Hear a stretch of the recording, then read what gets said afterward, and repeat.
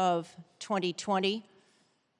There are a lot of people who have made extraordinary contributions to making this evening possible.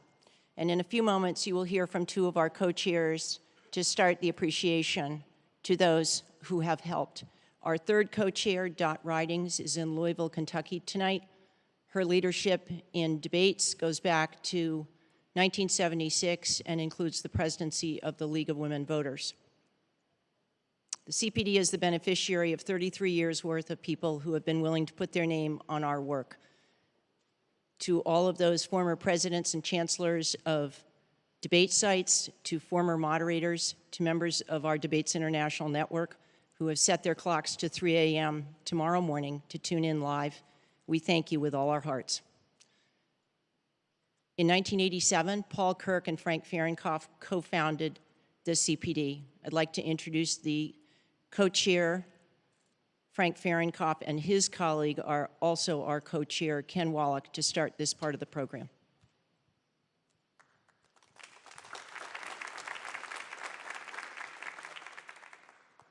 Thank you, Janet, and thank you, ladies and gentlemen, and welcome to the Health Education Campus, Case Western Reserve, and the Cleveland Clinic. And if you have not had the opportunity yet to go around and see this fantastic facility, you really should. It's just a great tribute to everyone who's been involved with it, and it's so important to our nation. To say, as Janet mentioned, that this has been the most challenging time for this commission in its 33 years of existence due to the coronavirus problems. So many people, as Janet said, are responsible. We normally don't come out when my co-chairman and I come out and thank people, but we wouldn't be here today if it had not been for them. As we serve as both the sponsor and the producers of the debates, we have a crew of 65 people, most of which have been with us for years. Some of them go back to the first debates in 1988. And thanks so much to United Airlines, who stepped up to the plate and graciously provided to fly our whole crew from one site to another throughout the rest of the term of these debates. So we have a great shout out for United Airlines. Anheuser-Busch has been with us for 28 years, as has the firm of Crowell and Mooring in Washington, D.C. Also special thanks to some people in the network business, in the journalism business, Pentagram, CBS News Radio, and Intercom Communications. In the hotel behind us, the Intercontinental, there's a tremendously large room, which is called the Media Filing Center. There's only, I guess, is about 700 people in there today. We usually have 3,000 to 5,000 people in the Media Filing Center. And so with the cut down that we've had to, you can look around this audience, we normally have 900 people in the audience. You people are very fortunate to have the opportunity to be here tonight. But the National Press Club in Washington, D.C. tonight is hosting a media filing center for those journalists in Washington who couldn't be here tonight. And so we're very, very thankful for that. Many of you, I see faces here I've known and been in the audience before. There will be, in the estimate of most experts, close to 120 million people watching this debate this evening. It'll be on their TV sets, it'll be on their computers, it'll be on their iPads, it'll be on their iPhones, it'll be listening on the radio. And those 120 million, or however it works out to be, deserve to be able to listen and observe on this stage tonight. These two men put forth the reasons why they should be elected president of the United States. And that's why it's been our history in the general election debates that we urge our audiences not to clap, not to yell, to sit silently and not interfere with these people who are trying to ascertain who they're going to vote for. Now, exactly at 9 o'clock, you're going to hear a lot of noise behind you. If you turn around now, you can take a quick look. There's 3 on this side and 3 on this side, and these are the major nets. And at 9 sharp, you're going to hear them all go on air. And so it makes a little noise, so don't be afraid by it. And I must, at the end, really thank the people that you saw on your way here tonight and you see around here. the United States Secret Service, the Federal Bureau of Investigation, Department of Homeland Security, and Clemson's University Media Forensic Hub that is working with us and monitoring the web and social media. So there's so many people to thank, and these men and women, and the police department that you saw outside, the local police department, who work so hard to keep us all safe and to keep our nation safe. So thanks. Now I'd like to introduce the newest member of the leadership team, Ken Wallach, who for 25 years ran the National Democratic Institute of International Affairs, NDI, and we're really excited to have him join us as a co-chair. I join Frank, Janet, and fellow board members, including Yvonne Howe and Jane Harmon, who are with us tonight, in welcoming you to the 23rd presidential debate sponsored and organized by the Commission on Presidential Debates. As Frank said, I'm the Commission's newest co-chair, and as the new kid on the block, I am proud to work alongside those who have been engaged in this initiative for the past 33 years. These debates have now become an integral part of our political process, a view shared by the most important judge, the American electorate. But as significant as debates have become here, they can be even more consequential overseas, where the Commission, in partnership with the National Democratic Institute, has helped organize more than 400 debates in 45 nations. In post-conflict countries and in new and emerging democracies, debates have helped level the playing field in places where only one party has ruled. They have forced discussion on policy issues, not personalities, and yes, they have promoted comity among political competitors, and that's comity with a T. And this effort has spawned the establishment of a global support network of similar debate organizations from nearly 40 countries, dubbed Debates International. Now, I would call your attention to the Commission-sponsored Debate Watch 2020 and the participation by watch groups in all 50 states.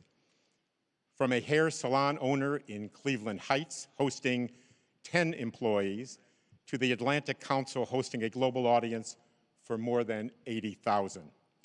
The goal of the Debate Watch is not to say who won or who lost, but to share views with those who agree and those who don't, to listen respectfully to each other's opinions. We are pleased that the Commission's longest-standing supporters, Judy and Peter Kovler, are in the audience tonight. For 32 years, the Judy and Peter Blum Kovler Foundation has given its trust to the nonpartisan mission of the Commission.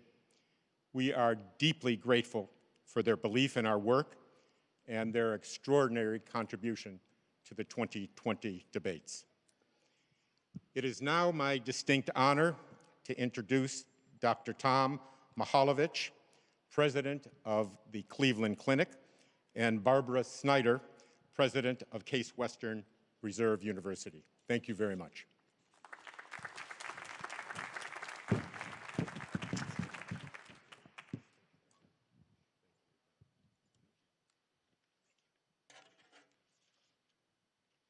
Good evening. On behalf of Cleveland Clinic, it is my pleasure to welcome you to the city of Cleveland. Tonight, you join us in the beautiful Sampson Pavilion of the Health Education Campus at Cleveland Clinic. We share this campus with our partners from Case Western Reserve University. This building is very special to us. It was opened just a year ago as a place for students, medical, nursing, and dental, to begin their professional journeys by learning together as teams. At that time, as we were opening this campus, none of us could have imagined that we would soon face a worldwide pandemic. When it happened, we converted this building into a COVID-19 surge hospital. The space in which you are sitting right now had 1,000 hospital beds. We called it the Hope Hospital. Thankfully, the surge did not come in Ohio. Yet tonight, this building serves another purpose in support of our democracy, and it is a historic occasion for us and for our city. We are proud to support the Commission on Presidential Debates as their health security advisor. We at Cleveland Clinic and our 70,000 caregivers have been serving the health needs in Cleveland since 1921, nearly 100 years. Yet, our organization and our caregivers have never shone brighter than during this pandemic. The pandemic has brought out the best of our organization and our caregivers, of our city and our state. Through partnership and collaboration, we see how much we can accomplish when we work together. And we are particularly proud of our partnership with Case Western Reserve University. With that, I would like to introduce my colleague and friend, President of Case Western Reserve University, Barbara Snyder. Thank you, Tom. Case Western Reserve is honored to co-host this presidential debate with our partners at Cleveland Clinic, and delighted to show you this spectacular space we created together. Research has long shown that team-based healthcare leads to better outcomes for patients. Yet nearly every academic institution continues to prepare students in separate buildings, literally in silos. Yet after spending years learning only with students from the same profession, doctors with doctors, nurses with nurses, and so on, they are suddenly expected to know how to work in teams once they get their diplomas. We knew there had to be a better way, and together we built it. When not filled with a stage and seats, this atrium gives hundreds of students a huge open space to study, talk, and simply be together. The entire building provides multiple spaces for them to come together, supported by an academic model that emphasizes opportunities to learn with and from one another. Add state-of-the-art technology, and we know our graduates will be uniquely prepared to excel in team-based care and ultimately to lead it. Along the way, Cleveland Clinic and Case Western Reserve also learned from one another. Among the most valuable lessons was that through collaboration, we achieve far more than either of us could achieve alone. Thank you, Tom, for being such a wonderful colleague and friend. Thank you to the Commission for giving both of our organizations the opportunity to be part of this historic event. It is a true privilege to contribute to our nation's democratic process. And thank you all for watching.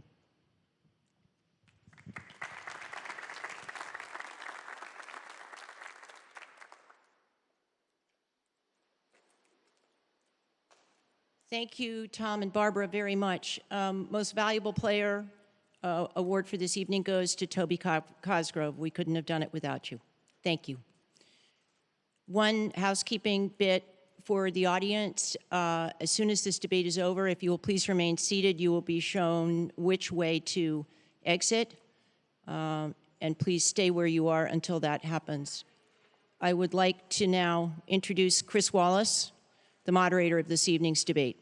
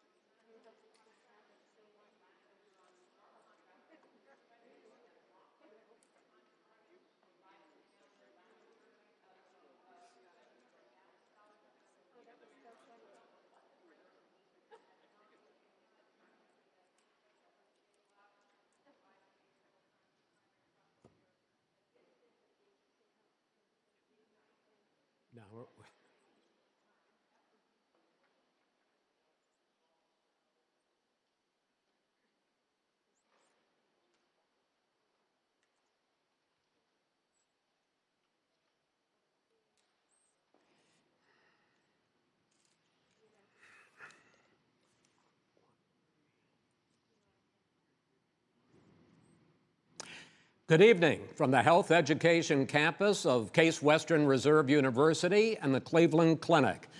I'm Chris Wallace of Fox News, and I welcome you to the first of the 2020 presidential debates between President Donald J. Trump and former Vice President Joe Biden. This debate is sponsored by the Commission on Presidential Debates. The commission has designed the format, 6 roughly 15-minute segments, with 2-minute answers from each candidate to the first question, then open discussion for the rest of each segment. Both campaigns have agreed to these rules. For the record, I decided the topics and the questions in each topic. I can assure you, none of the questions has been shared with the commission or the 2 candidates.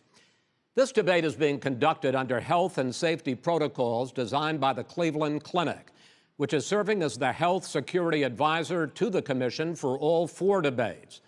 As a precaution, both campaigns have agreed the candidates will not shake hands at the beginning of tonight's debate. The audience here in the hall has promised to remain silent. No cheers, no boos or other interruptions, so we, and more importantly you, can focus on what the candidates have to say. No noise except right now, as we welcome the Republican nominee, President Trump, and the Democratic nominee, Vice President Biden.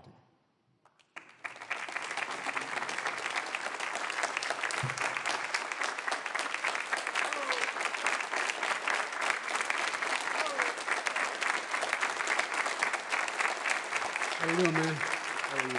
I'm well.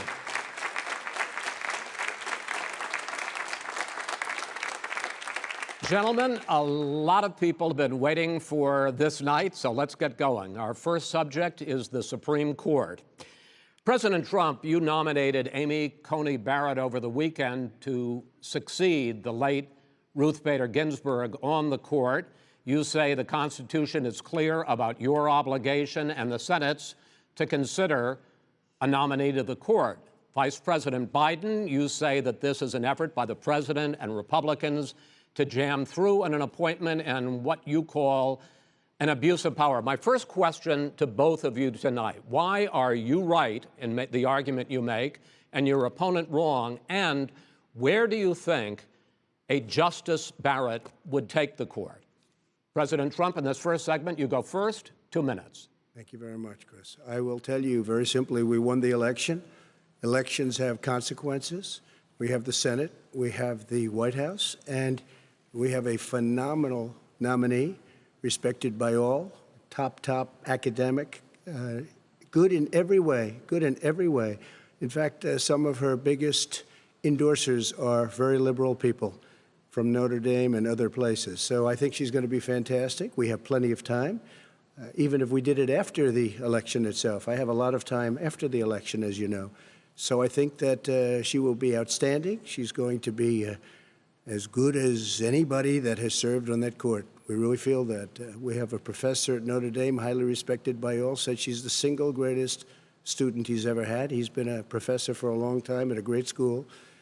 And we won the election, and therefore we have the right to choose her. And very few people knowingly would say otherwise. And by the way, the Democrats, they wouldn't even think about not doing it. If they had, the only difference is they'd try and do it faster. There's no way they would give it up. They had Merrick Garland, but the problem is they didn't have the election, so they were stopped. And probably that would happen in reverse also. Definitely would happen in reverse. So we won the election, and we have the right to do it, Chris. President Trump, thank you. Same question to you, Vice President Biden. You have 2 minutes.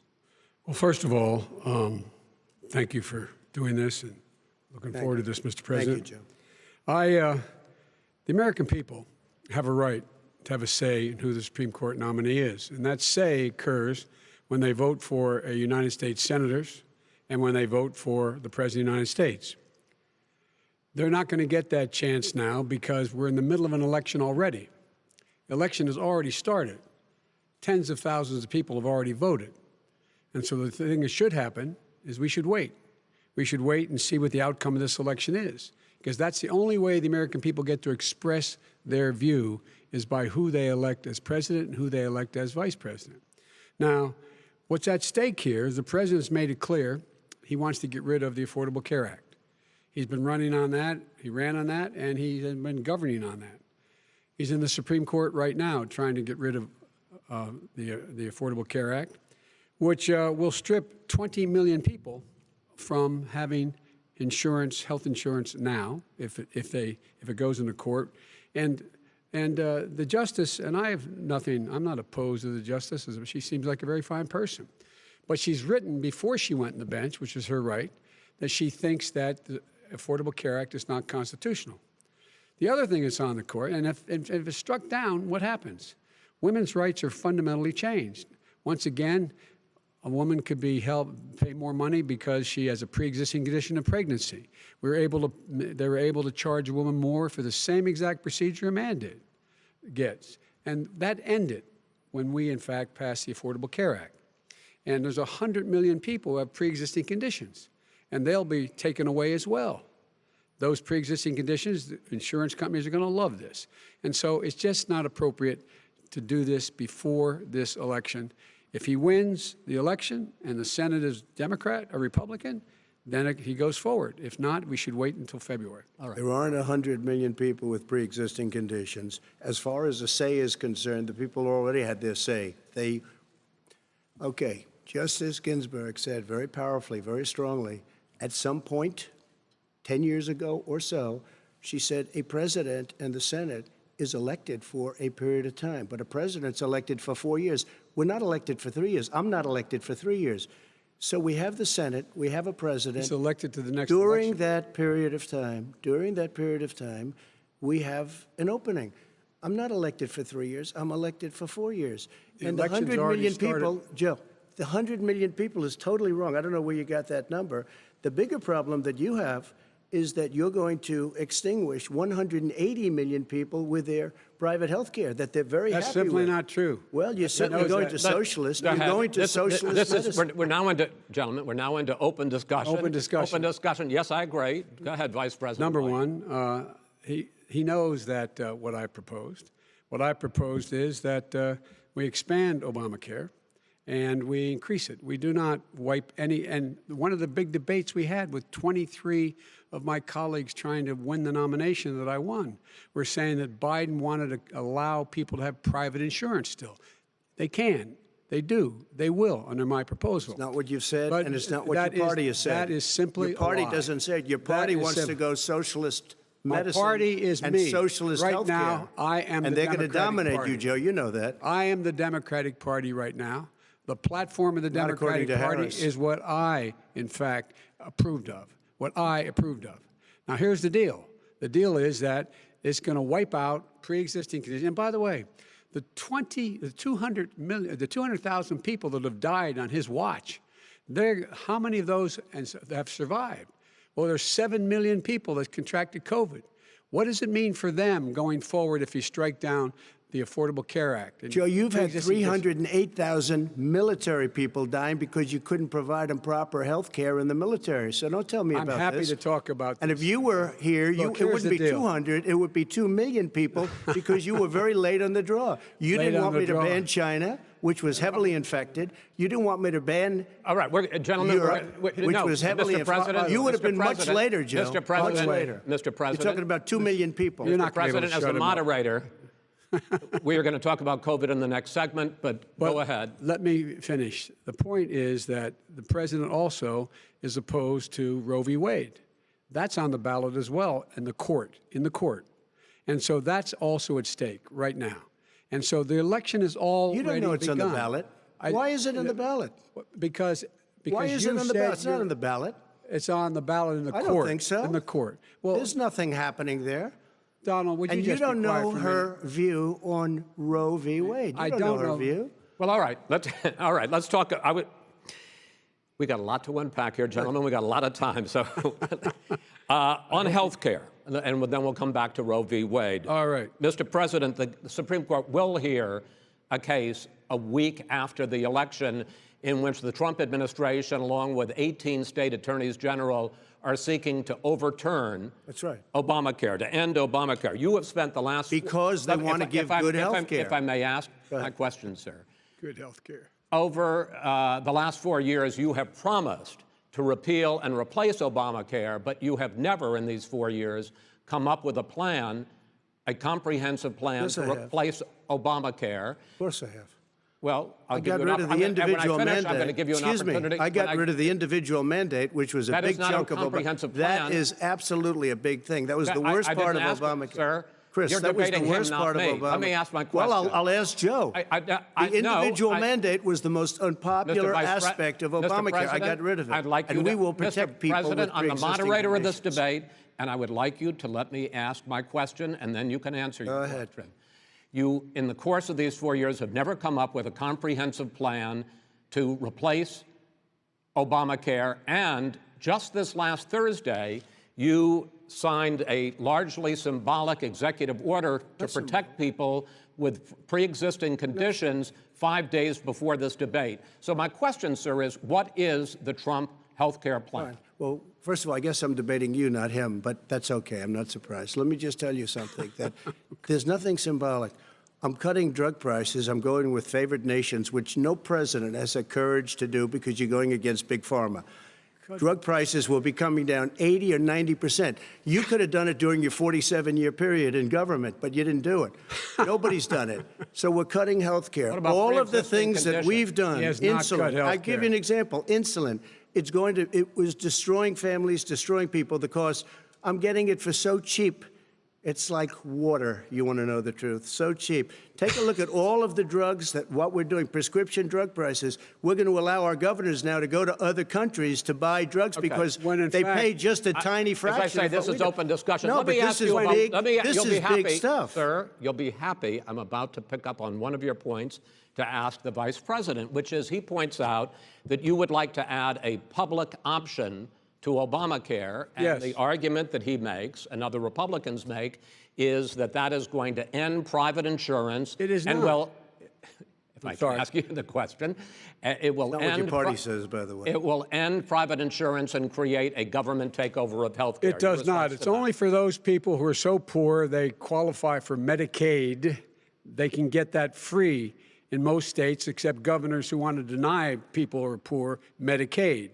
Anyone who qualifies for Medicare would Medicaid would automatically be enrolled in the public option.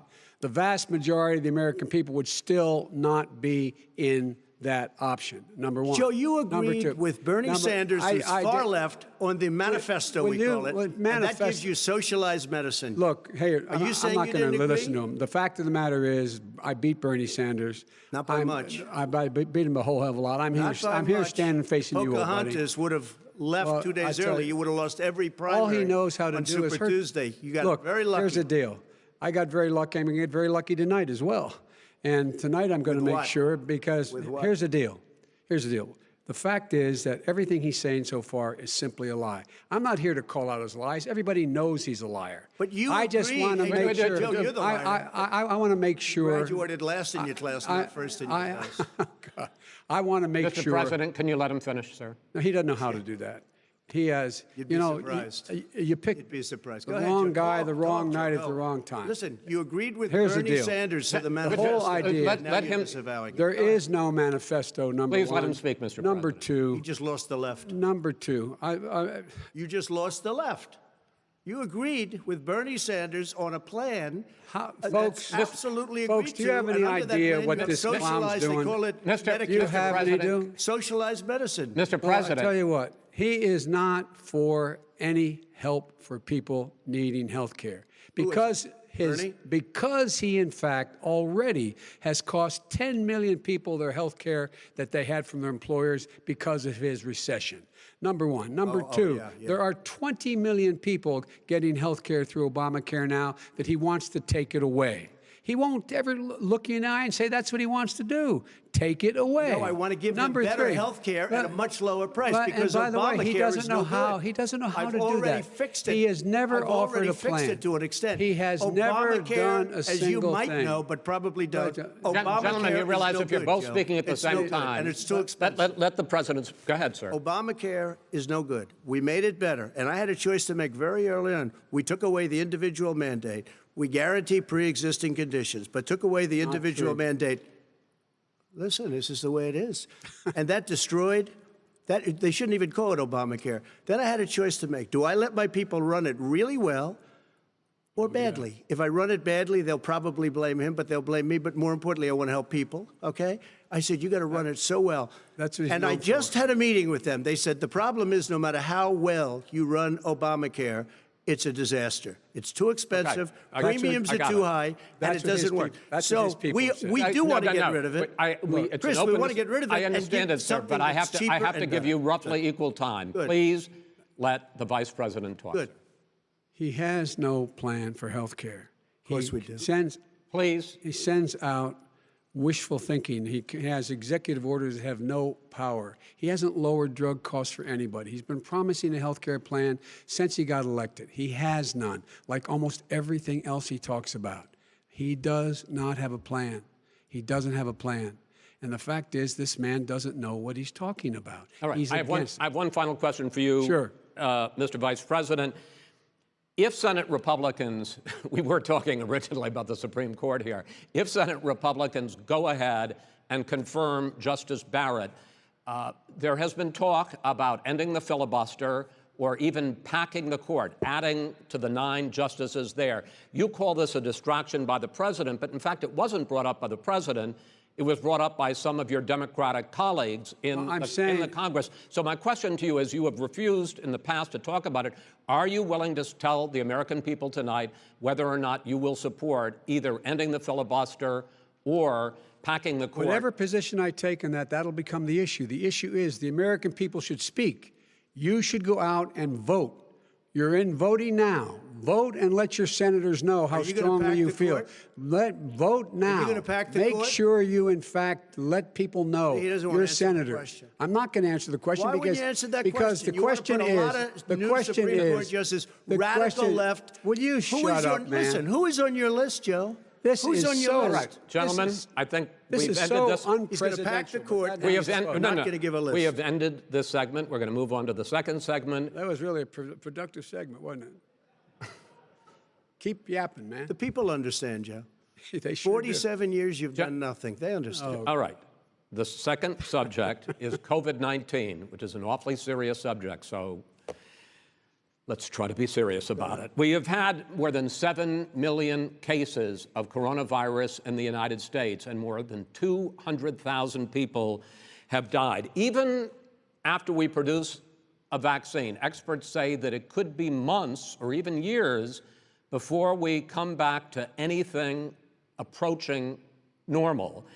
My question for both of you is, based on what you have said and done so far, and what you have said you would do starting in 2021, why should the American people trust you more than your opponent to deal with this public health crisis going forward? In this case, the question goes to you first, sir. 2 minutes uninterrupted. Good luck. 200,000 dead. As you said, over 7 million infected in the United States. We, in fact, have 5%, 4% of the world's population, 20% of the deaths. 40,000 people a day are contracting COVID. In addition to that, about between 750 and 1,000 people a day are dying. When he was presented with that number, he said, it is what it is. Well, it is what it is because you are who you are. That's why it is. The president has no plan. He hasn't laid out anything. He knew all the way back in February how serious this crisis was. He knew it was a deadly disease. What did he do? He's on tape as acknowledging he knew it. He said he didn't tell us or give people a warning of it because he didn't want to panic the American people. You don't panic. He panicked. In addition to that, what did he do? He went in and we were insisting that the Chinese, the people we had on the ground in China should be able to go to Wuhan and determine for themselves how dangerous this was. He did not even ask Xi to do that. He told us what a great job Xi was doing. He said we owe him a debt of gratitude for being so transparent with us. And what did he do then? He then did nothing. He waited and waited and waited. He still doesn't have a plan. I laid out Sir, back it's in his 2 March minutes. exactly what we should be doing. And I laid out again in July what we should be doing. We should be providing all the protective gear possible. We should be providing the money the House has passed in order to be able to go out and get people the help they need to keep their businesses open schools. It costs a lot of money. You should get out of your bunker and get out of the sand trap and get in your golf course and go in the Oval Office and bring together the Democrats and Republicans and fund what needs to be done now to save lives. So if we would have listened to you... You have 2 minutes, sir. If we would have listened to you, the country would have been left wide open. Millions of people would have died, not 200,000, and one person is too much. It's China's fault. It should have never happened. They stopped it from going in, but it was China's fault. And by the way, when you talk about numbers, you don't know how many people died in China. You don't know how many people died in Russia. You don't know how many people died in India. They don't exactly give you a straight count, just so you understand.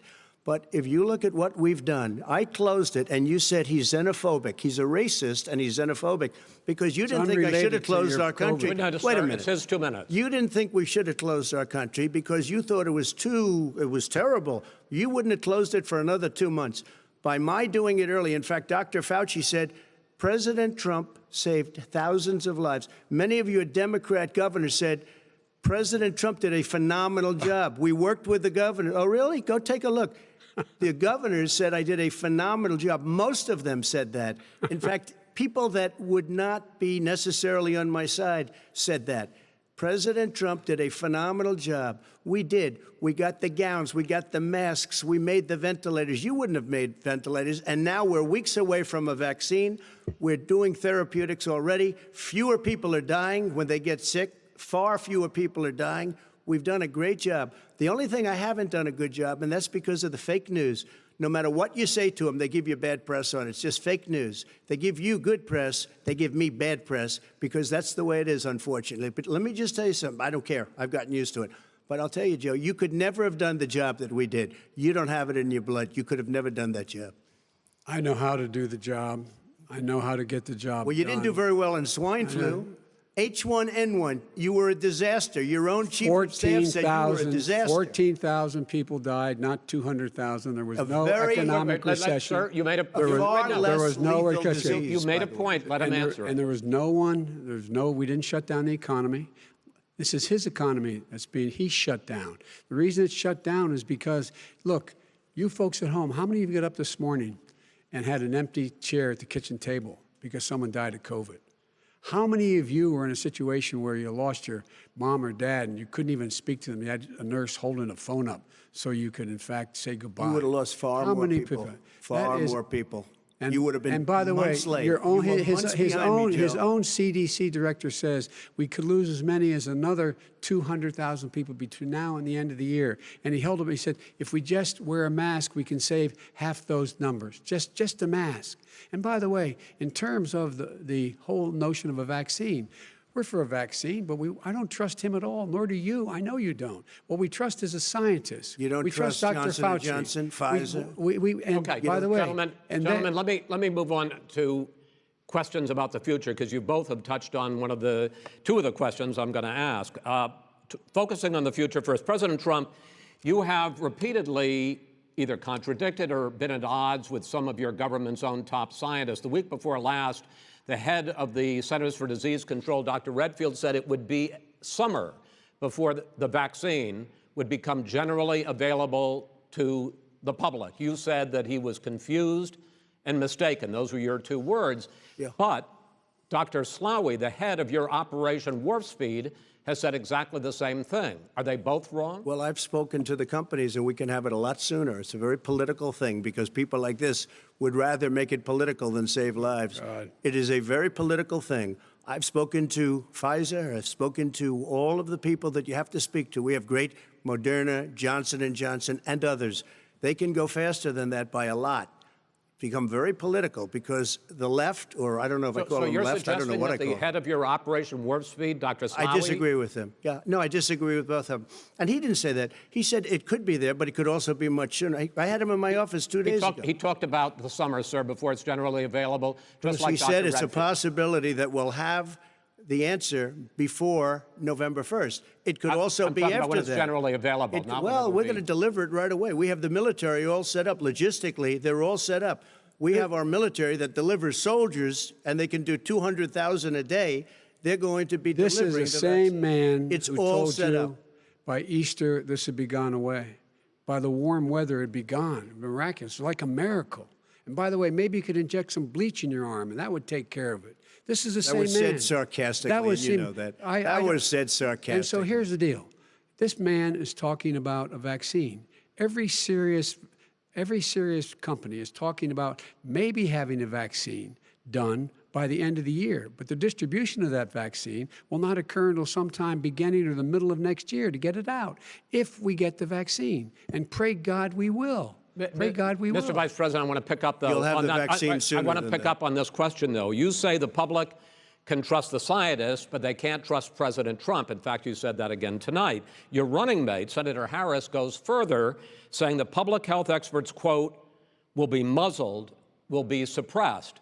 Given the fact that polls already show that people are concerned about the vaccine and are reluctant to take it, are you and your running mate, Senator Harris, contributing to that fear? No more than the question you just asked him. You pointed out. He puts pressure and disagrees with his own scientists. But you're saying Everybody you can't, or knows. Senator And- Harris is saying no, you can't trust the scientists. No, you can trust the scientists. She didn't say that. You can't trust She said the public health Did say experts, that. quote, will be muzzled, will be suppressed. Well, that's what he's going to try to do. But there's millions of scientists, there's thousands of scientists out there, like here at this great hospital, that don't work for him. Their job doesn't depend on him. That's not, they're the people, and by the way. I spoke to the and Fauci, scientists that are in charge. By the way. They will have the vaccine very soon. Let him finish. Do you believe for a moment what he's telling you in light of all the lies he's told you about the whole issue relating to COVID? He still hasn't even acknowledged that he knew this was happening, knew how dangerous it was going to be back in February, and he didn't even tell you. He's on record as saying it. He panicked or he just looked at the stock market, one of the two, because guess what? A lot of people died, and a lot more are going to die unless he gets a lot smarter, a lot quicker. So- Mr. President? Did you use the word smart? So you said you went to Delaware State, but you forgot the name of your college. You didn't go to Delaware State. You graduated either the lowest or almost the lowest in your class. Don't ever use the word smart with me. Don't ever use that word. Oh, give me a break. Because you know what? There's nothing smart about you, Joe. 47 years, you've done nothing. let's have this debate. And if We'll you see would have who's had, let me just tell you something, Joe. No, If you would have had the charge of what I was put through, I had to close the greatest economy in the history of our country. And by the way, now it's being built again. see, and he's it's We're going to going get up to the fast. economy in the next segment, sir. Okay. It's going up fast. Okay. Look forward to talking. When it comes to how the virus has been handled so far, the two of you have taken very different approaches, and this is going to affect how the virus is handled going forward by whichever of you ends up becoming the next president. I want to quickly go through several of those. Reopenings. Vice President Biden, you have been much more reluctant than President Trump about reopening the economy and schools. Why, sir? Because he doesn't have a plan. If I were running, I know what the plan is. You've got to provide these businesses the ability to have the money to be able to reopen with the PPE as well as with the sanitation they need. You have to provide that them to Nancy plastic. Pelosi. Well, he's just shush for a minute. Tell it to Nancy Pelosi. And Schumer, by the Brian way, Chuck. Nancy Pelosi and Schumer, they have a plan. He won't even meet with them. The Republicans won't meet with him in the Senate. And he sits on his golf course. And I mean, literally, think about it. You probably play think more than about I it. do, Joe. What about this question of reopenings and the fact? Well, he wants to shut down this country. And I want to keep it open. And we did a great he thing just by admitted shutting he it shut down. it down. Wait a minute, Let Joe. him Let me finish, shut sir. you down for a second, Joe, just for 1 second. He wants to shut down the country. We just went through it. We had to because we didn't know anything about the disease. Now we found that elderly people with heart problems and diabetes and different problems are very, very vulnerable. We learned a lot. Young children aren't. Even younger people aren't. We've learned a lot. But he wants to shut it down. More people will be hurt by continuing. If you look at Pennsylvania, if you look at certain states that have been shut down, they have Democrat governors all. One of the reasons they're shut down is because they want to keep it shut down until after the election on November 3rd. I want to move on to another because subject. it's a I want to move political on to thing. another I've got to subject. respond. But those states are not doing well that are shut down Which is right got now. to respond to that. President shut down Trump, the you whole have country. begun to increasingly question the effectiveness of masks as a disease preventer. And in fact, recently you have cited the issue of waiters touching their masks and touching plates. Are you questioning No, I think the masks efficacy are of okay. of You have masks? to understand, if you look, I mean, I have a mask right here. I put a mask on, when I think I need it. Tonight, as an example, everybody's had a test, and you've had social distancing and all of the things that you have to. But I Just wear like your masks rallies. when needed. When needed, I wear masks. Okay, let me ask. I don't wear masks like him. Every time you see him, he's got a mask. He could be speaking 200 feet away from it. He shows up with the biggest mask I've ever seen. I will say this. Vice President Biden, go ahead, sir. Look, the way to open businesses is give them the wherewithal to be able to open. We provided money. The Congress. But I was asking you, sir, about masks. Well, masks make a big difference. His own head of the CDC said if we just wore masks between now, everybody wore masks in social distance between now and January, we'd probably save up to 100,000 lives. It matters. And they've also said the opposite. They've also said the opposite. No serious person said the opposite. They've No also said, well, look serious at wanna Dr. ask you- Fauci. Dr. Fauci said the He opposite. did not I say want to the ask you, we got a said little very bit more than a strongly, minute left in this masks segment. are not good. Then he changed his mind. He said masks are good. I'm wanna okay ask- with masks. I I'm want to not ask you fighting both about masks. one last subject, because your different approaches has even affected the way that you have campaigned. President Trump, you're holding large rallies with crowds packed together, thousands of people. Outside. Outside, yes, sir, agreed. Vice President Biden, you are holding much smaller events with Because nobody will show up. people with Well, it's true. Nobody shows up to his rallies. All right. In any case, why you holding the big rallies? Why you not? You go first, sir. Because people want to hear what I have to say. I mean, But are you I've not done a worried great about it job spreading as a disease? president, and I'll have 35,000 people show up at airports. We use airports. Are you and not worried hangars, about and we the have a disease lot of issues, people. sir? Well, so far, we have had no problem whatsoever. It's outside. That's a big difference, according to the experts. And we do them outside. We have tremendous crowds, as you see. I mean, and literally on 24 hours' notice. And Joe does the circles and has 3 people someplace. Okay. By the way, did you see sir. one of the last big rallies he had? And a reporter came up to him to ask him a question. He said, no, stand back. Put on your mask. Put on a mask. Have you been tested? I'm way far away from those other people. That's what he said. I can't. I'm going to be okay. He's not worried about you. He's not worried about the people out there breathing in one another. We've had no negative cheek to effect. jowl. No negative effect. We've had no negative effect. And we've had 35,000, 40,000 All right. people wanna at any of these rallies. Just Yes. quickly finish up, because I want to move on to our next. Yes, I would. He's been totally irresponsible the way in which he has handled the social distancing and people wearing masks, basically encouraged them not to. All right. He's a fool on this. If you could get the crowds, you would have done the same thing. But you can't. Nobody cares. Gentlemen, can we move on to the cares. Gentlemen, can we move on to the economy? Yes. The economy is, I think it's fair to say, recovering faster than expected from the shutdown. Much faster. In the second quarter, the unemployment rate fell to 8.4% last month. The Federal Reserve says the hit to growth, which is going to be there, is not going to be nearly as big as they had expected. President Trump, you say we are in a V-shaped recovery. Vice President Biden, you say it's more of a K-shape. What difference does that mean to the American people in terms of the economy? President Trump, in this segment, you go first. So we built the greatest economy in history. We closed it down because of the China plague. When the plague came in, we closed it down, which was very hard psychologically to do. He didn't think we should close it down, and he was wrong. And again, 2 million people would be dead now instead of still 204,000 people is too much. One person is too much. Should have never happened from China. But what happened is we closed it down, and now we're reopening, and we're doing record business. We had 10.4 million people in a 4-month period that we've put back into the workforce. That's a record the likes of which nobody's ever seen before. And he wants to close down he will shut it down again. He will destroy this country. You know, a lot of people, between drugs and alcohol and depression, when you start shutting it down, you take a look at what's happening at some of your Democrat-run states where they have these tough shutdowns. And I'm telling you, it's because they don't want to open it. One of them came out last week, you saw that. Oh, we're going to open up on November 9th. Why November 9th? Because it's after the election. They think they're hurting us by keeping them closed. They're hurting people.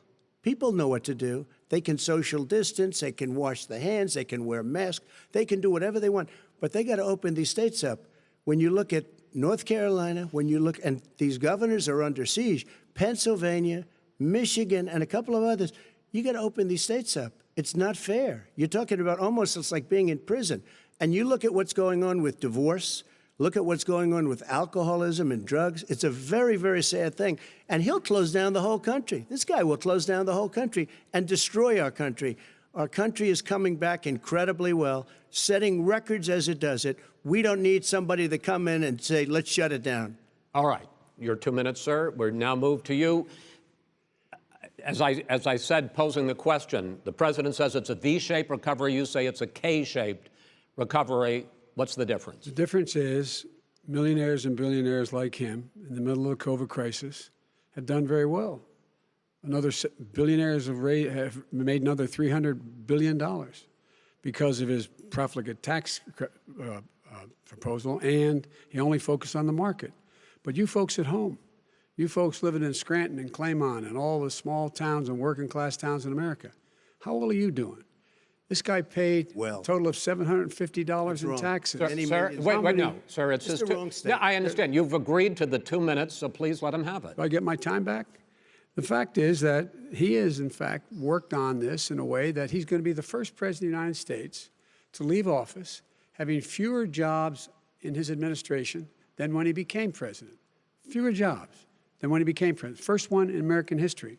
Secondly, the people who have lost their jobs are those people who have been on the front lines, those people who have been saving our lives, those people who have been out there dying, people who've been putting themselves in the way to make sure that we could all try to make it. And the idea that he is insisting that we go forward and open when you have almost half the states in America with a significant increase in COVID deaths and COVID cases in the United States of America. And he wants to open it up more. Why does he want to open it up? Why doesn't he take care of the American? You can't fix the economy until you fix the COVID crisis. And he has no intention of doing anything about making it better for you all at home in terms of your health and your safety. Schools, why aren't schools open?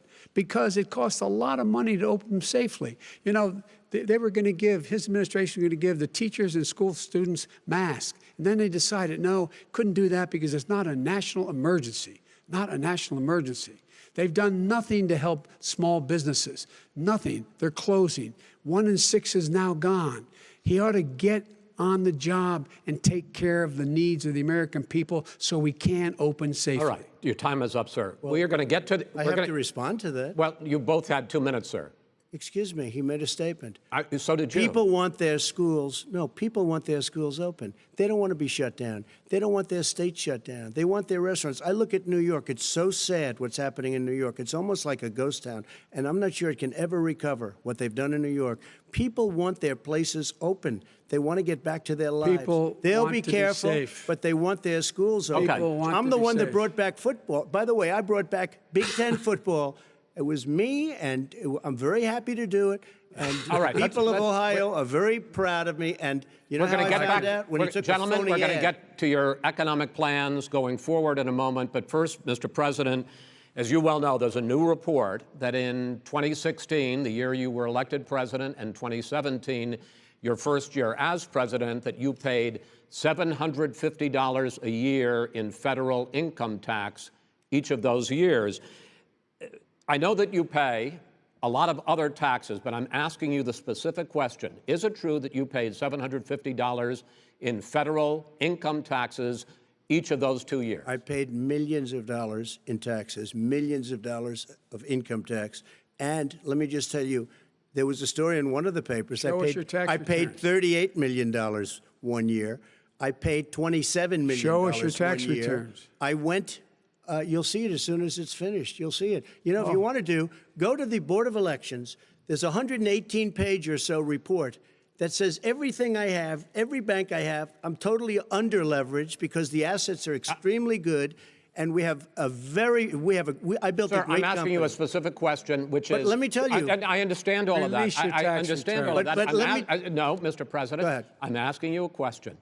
Will you tell us how much you paid in federal income taxes in 2016 and 2017? Millions of dollars. You paid millions of dollars? Millions of dollars, So yes. not 750? Millions of dollars, and you'll get to see it. And you'll get to when? see it.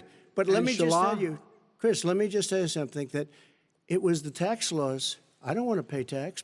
Before I came here, I was a private developer. I was a private business people. Like every other private person, unless they're stupid, they go through the laws, and that's what it is. He passed a tax bill that gave us all these privileges for depreciation and for tax credits. We build a building and we get tax credits, like the hotel on Pennsylvania Avenue. You get a massive, which, by the way, was given to me by the Obama administration, if you can believe that. Now, the man got fired right after that happened. But Vice President Biden, you want to respond? Yeah, I do want to respond. Look, the tax code that made him, put him in a position that he pays less tax than a school teacher on the money a school teacher makes, is because of him he says he's smart because he can take advantage of the tax code. And he does take advantage of the tax code. That's why I'm going to eliminate the Trump tax cuts. And I'm going to eliminate those tax cuts and make sure that we invest in the people who, in fact, need the help. People out there need help. But why didn't you do it over the last 25 years? Because you weren't president. Because you weren't president screwing things up. You were a senator. And You're by the way, worst you were president America has ever had. Hey, Come Joe, on. let me just tell you, Joe. I've done more in 47 months. I've done more than you've done in 47 years, Joe. We've done things that you never even thought of doing, including fixing the broken military that you gave me, including taking care of your vets. Mr. President, we're talking about the economy. I'd like to ask you about your plans going forward, because, Mr. Vice President, your economic plan, if you were to be elected president, focuses a lot on big government, big taxes, big spending. I want to focus first on the taxes. You propose more than $4 trillion over a decade in new taxes on individuals making more than $400,000 a year and on corporations. President Trump says that that kind of an increase in taxes is going to hurt the economy as it's just coming out of a recession. Well, just take a look at what the analysis done by Wall Street firms. Points out that my economic plan would create 7 million more jobs than his in 4 years, number one. And number two, it would create an additional $1 trillion in economic growth, because it would be about buying American. That we're going to make, the federal government spend $600 billion a year on everything from ships to steel to buildings and the like.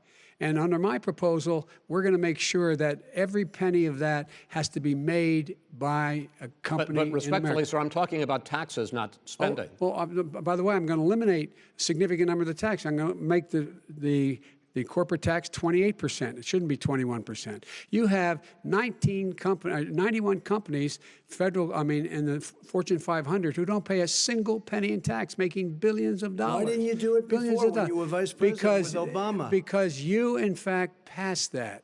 That was your tax proposal. I got it done. And you know what happened? Yeah, you got it done. Our economy boomed like it's never boomed The economy is Mr. busted. President, Let me finish. Mr. President, let me pick up on that. You would continue your free market approach, lower taxes, more deregulation, correct? Not lower taxes for the American people. Excuse me. But in Obama's, you talk about the economy booming, it turns out that in Obama's final 3 years as president, more jobs were created, 1.5 million more jobs than in the first 3 years of your presidency. They had the slowest recovery economic recovery since 1929. It was the slowest recovery. Also, they took over something that was down here. All you had to do is turn on the lights and you pick up a lot. But they had the slowest economic recovery since 1929. Let me tell you about the stock market.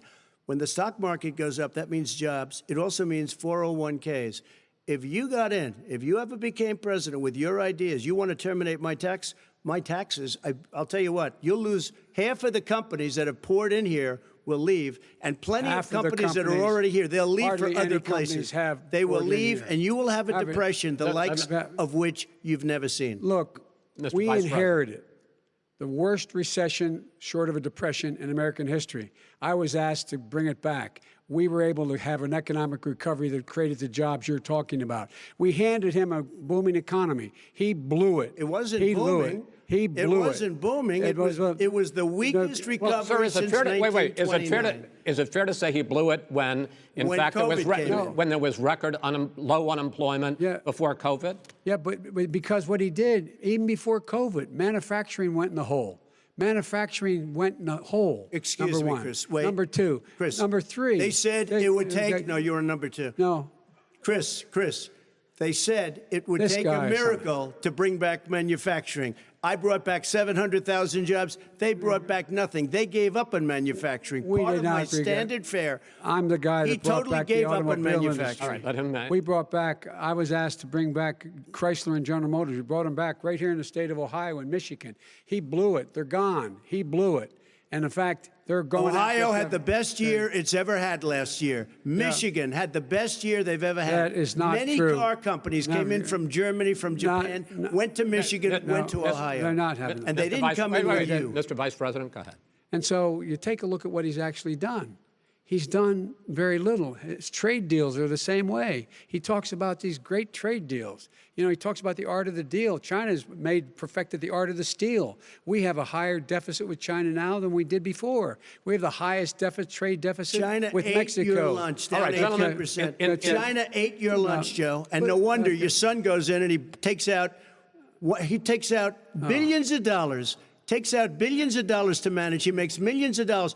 And also, while we're at it, why is it, just out of curiosity, the mayor of Moscow's wife gave your son $3.5 million. What did he do to deserve it? What did he do with Burisma to deserve $183,000? None of that is true. Let him answer. None of that is true. Oh, really? He didn't get $3.5 million? Mr. President, Mr. President, please. Totally discredited. Totally discredited. And by the way, well, wait, he didn't get $3.5 million, Joe? Mr. Vice, he got $3.5 million.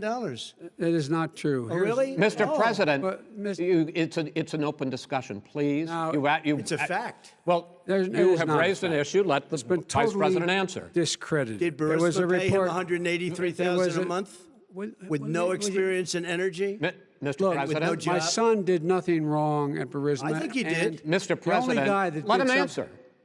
He doesn't want to let me answer because he knows I have the truth. His position has been totally, thoroughly discredited. By who? The media? By everybody. Well, by the media, by our allies, by the World Bank, by everyone has discredited. Matter of fact, even the people who testified under oath. So let me ask you this. No, go ahead, Mr. I'm listening to you. He got $3.5 million from Moscow.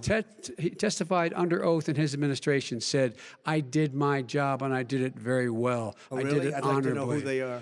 Well, I'll give you the list of the people who testified. No, go ahead, sir. Sure, you've already fired most of them because they did a good job. Some people don't do a good job. With you, go ahead. Wait a minute. You get the final word, Mr. Well, it's hard to get any word in with this clown. Excuse me. Hey, let me just say, No. Mr. President. $3.5 million, Joe. That is simply Why did he deserve $3.5 million from Moscow? Look, here's the deal. We want to talk about families and ethics. I don't want to do that.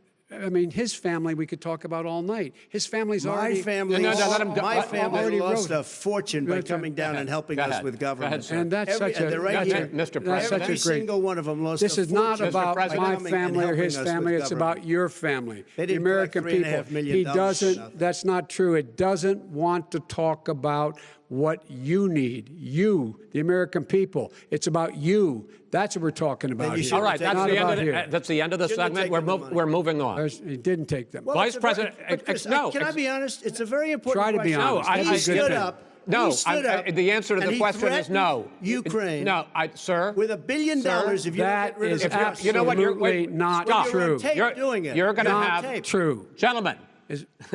I hate to raise my voice, but it seems to be, why shouldn't I be different than the two of you?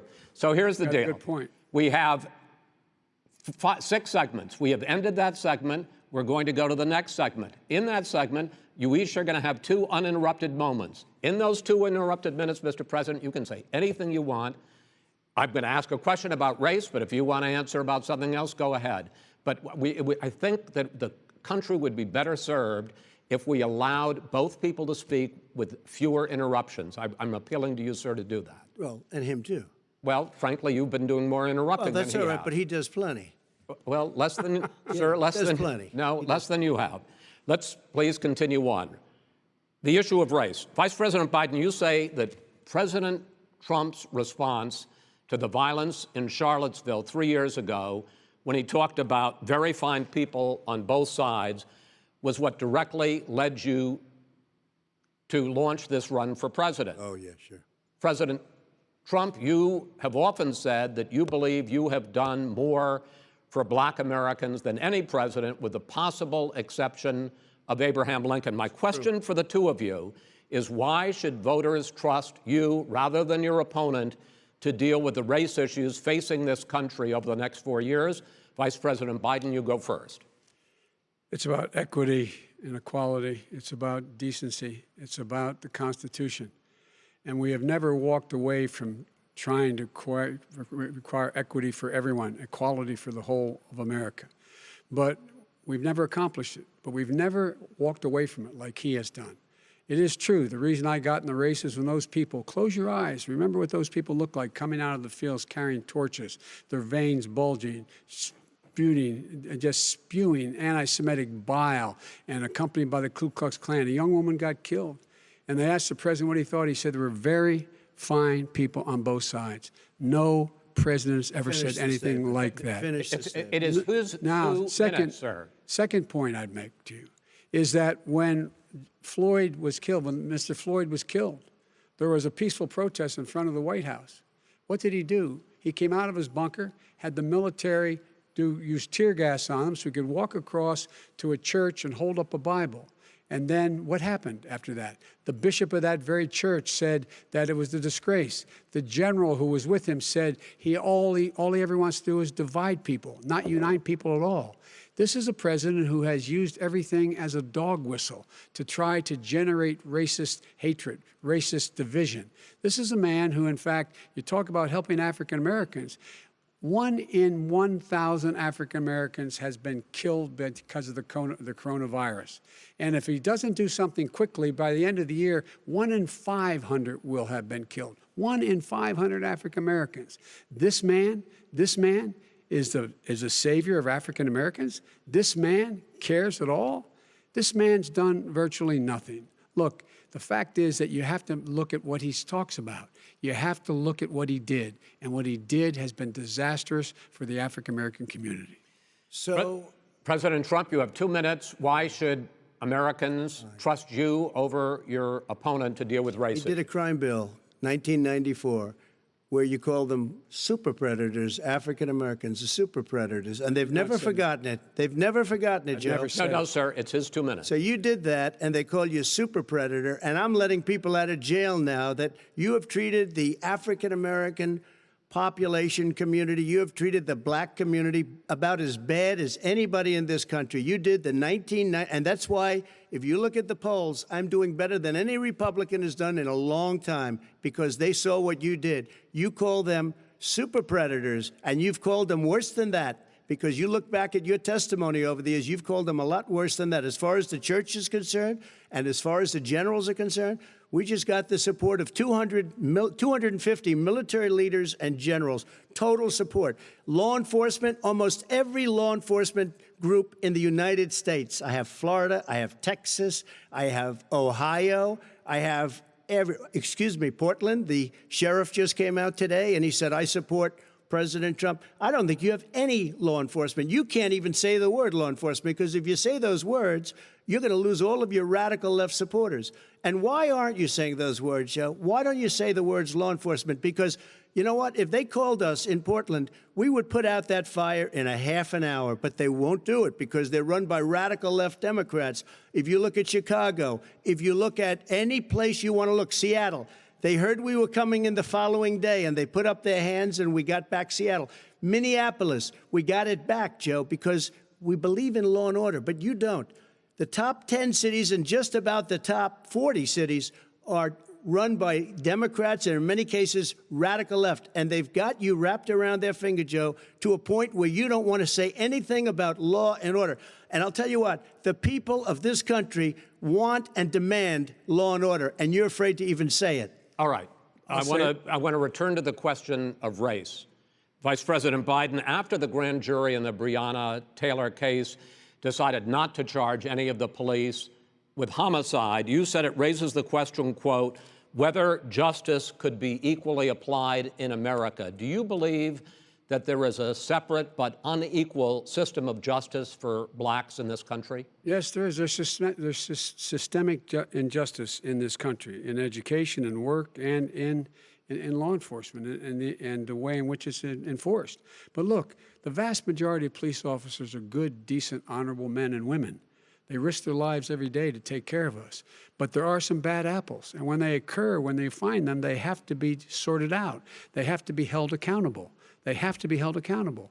And what I'm going to do as President of the United States is call together an entire group of people at the White House, well, everything from the civil rights groups to the police officers, to the police chiefs, and we're going to work this out. We're going to work this out so we change the way in which we have more transparency in when these things happen. These cops aren't happy to see what happened to George Floyd. These cops aren't happy to see what happened to Breonna Taylor. Most don't like it. But we have to have a system where people are held accountable. And by the way, violence in response is never appropriate. Never appropriate. Peaceful protest is. Violence is never appropriate. All right. What is peaceful protest? When they run through the middle of the town and burn down your stores and kill people all over the place, that and you is say not peaceful protest? President Trump, No, it's I'm not not, asking. but you say it is. President Trump, I'd like to continue with the Yes, issue go of ahead, race. I please. promise we're going to get to the issue of law and order Please. in a moment. Fine. This month, your administration directed federal agencies to end racial sensitivity training that addresses white privilege or critical race theory. Why did you decide to do that, to end racial sensitivity training? And do you believe that there is systemic racism in this country, sir? I ended it because it's racist. I ended it because a lot of people were complaining that they were asked to do things that were absolutely insane, that it was a radical revolution that was taking place in our military, in our schools, all over the place, and you know it, and so does everybody else. And he would know. What is radical totally about racial sensitivity training, sir? If you were a certain person, you had no status in life. It was sort of a reversal. And if you look at the people, we were paying people hundreds of thousands of dollars to teach very bad ideas and, frankly, very sick ideas. And really, they were teaching people to hate our country. And I'm not going to do that. I'm not going to allow that to happen. We have to go back to the core values of this country. They were teaching people that our country is a horrible place, it's a racist place, and they were teaching people to hate our country. And I'm not going to allow that to happen. Vice President Biden? Nobody's doing that. He's the racist. You just don't know. Here's the deal. I know a lot more about this than he does. Let him finish. The fact is that there is racial insensitivity. People have to be made aware of what other people feel like, what insults them, what is demeaning to them. It's important that people know they don't want to. Many people don't want to hurt other people's feelings, but it makes a big difference. It makes a gigantic difference in the way a child is able to grow up and have a sense of self-esteem. It's a little bit like how this guy and his friends look down on so many people. They look down their nose on people like Irish Catholics like me and grew up in Scranton. They look down on people who don't have money. They look down on people who are of a different faith. They look down on people who are a different color. In fact, we're all Americans. The only way we're going to bring this country together is bring everybody together. There's nothing we cannot do if we do it together. We can take this on and we can defeat racism in America. President Trump, sir. During the Obama-Biden administration, there was tremendous division.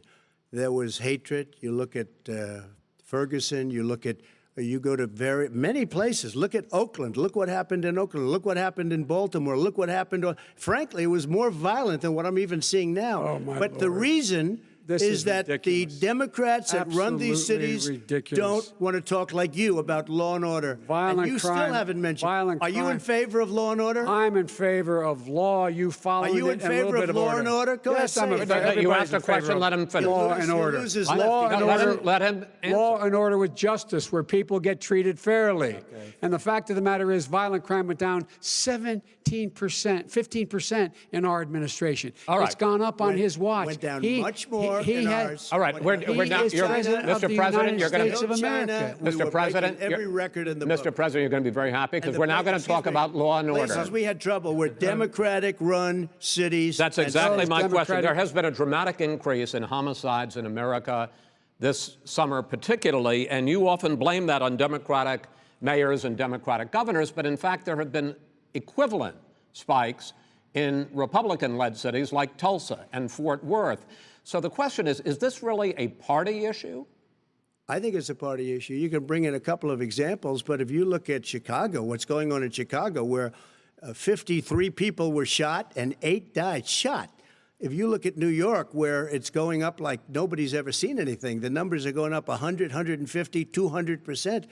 Crime. It is cities. crazy what's going on. And he doesn't want to say law and order because he can't, because he'll lose his radical left supporters. And once he does that, it's over with. But if he ever got to run this country and they ran it the way he would want to run it, we would have our suburbs would be gone. By the way, our suburbs would be gone, and you would see problems like you've never seen. He would know before. a suburb unless he took a wrong turn. Oh, I know suburbs. He would not. So much I was better. raised. Go ahead. Wait a minute. I was raised in the suburbs. This is not 1950. All these dog whistles on racism don't work anymore. Suburbs are by and large integrated. There's many people today driving their kids to soccer practice and/or to black and white and Hispanic in the same car as there have been any time in the past. What really is a threat to the suburbs and their safety is his failure to deal with COVID. They're dying in the suburbs. His failure to deal with the environment. They're being flooded. They're being burned out because his refusal to do anything. That's why the suburbs are in trouble. I do want to talk about this issue of law and order, though. And in the joint recommendation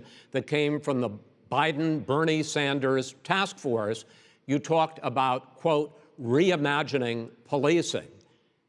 First of all, what does reimagining policing mean, and do you support? It means. Let me, if I might finish the question. What does reimagining policing mean, and do you support the Black Lives Matter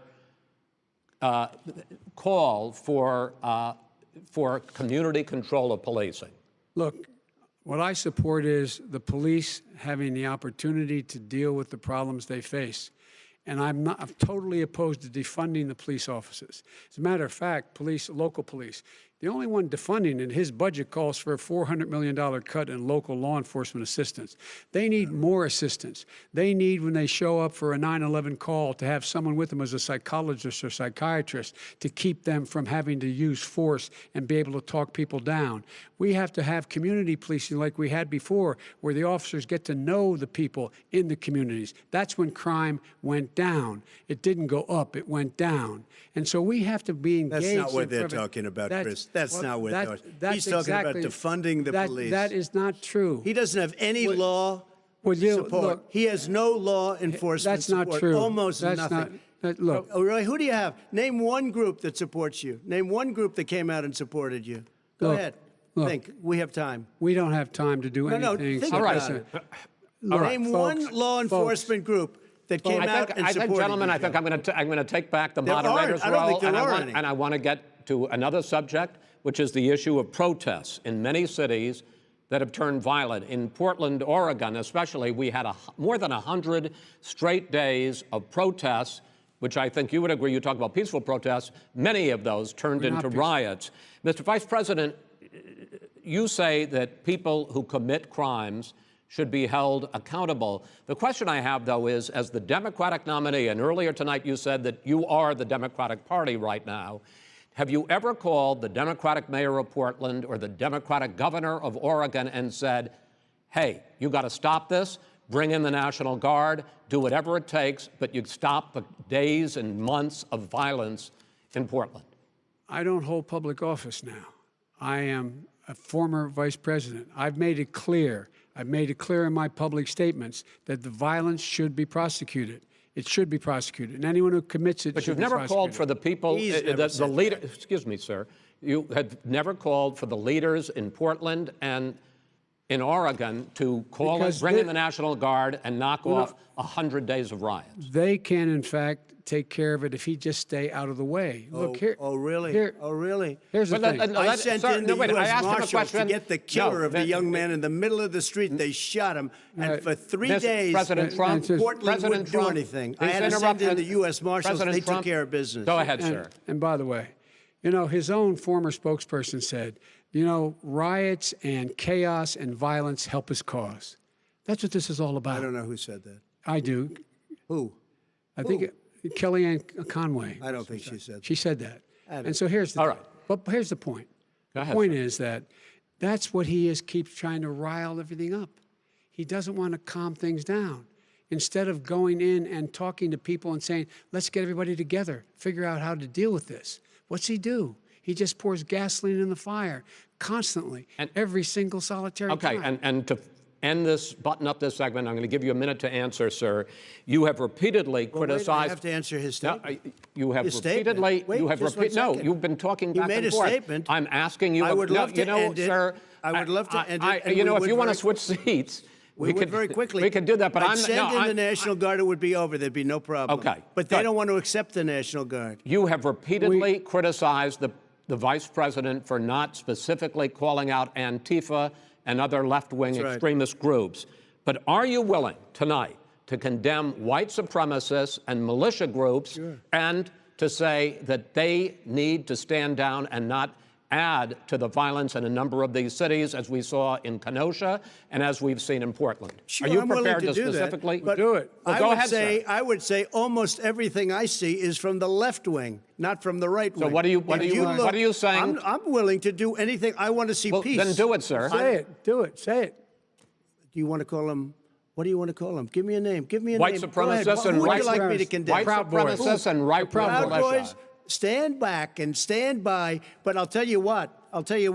Somebody's got to do something about Antifa and the left, because this is not a right-wing problem. His This own is a left-wing. FBI director This said is a the threat left-wing of problem. white Go ahead, sir. supremacists. Antifa's an idea, not an organization. Oh, you gotta be not kidding. militia. That's what Oh, really? his It's an idea. FBI, Okay. FBI director Gentlemen, said. Well, then you know what? He's wrong. We're done, sir. We're moving on to the next. We're Everybody moving. gives you Bat advice hits in you your over the head, that's administration. not an idea. Everybody in Antifa your is bad. administration tells you the truth has a bad idea. Can I tell you what? You have no ideas that are Antifa is a dangerous, All right, radical gentlemen, group. we're now moving on to the Trump And and you ought to be Biden careful with records. them. They'll overthrow you. When in a 2 president, seconds. I'm going to ask a question.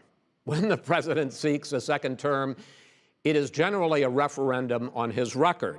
But Vice President Biden, you like to quote one of your dad's sayings, which is, don't compare me to the almighty, compare me to the alternative. And in this case, sir, you are the alternative.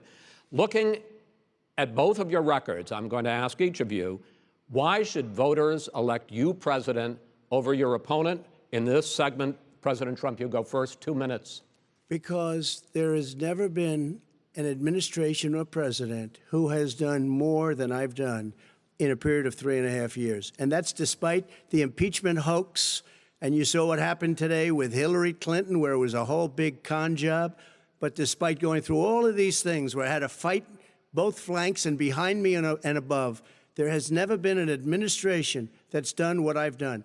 The greatest, before COVID came in, the greatest economy in history, lowest unemployment numbers. Everything was good. Everything was going. And by the way, there was unity going to happen. People were calling me for the first time in years. They were calling and they were saying, it's time maybe. And then what happened? We got hit, but now we're building it back up again.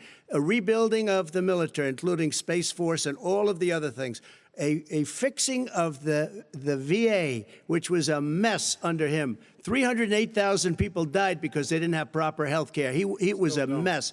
And we now got a 91% approval rating at the VA, our vets. We take care of our vets.